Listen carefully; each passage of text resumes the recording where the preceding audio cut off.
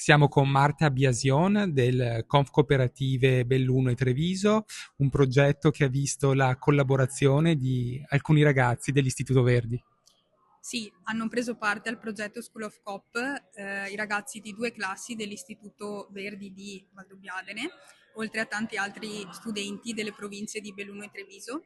È un progetto che porta i ragazzi alla scoperta del metodo cooperativo e dell'imprenditorialità cooperativa sul territorio.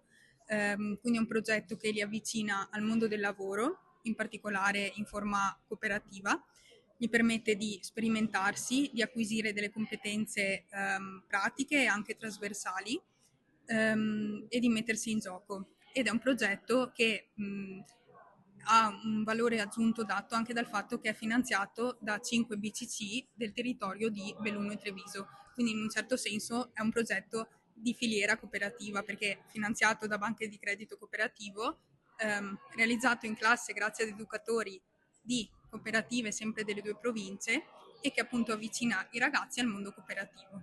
Grazie. Grazie.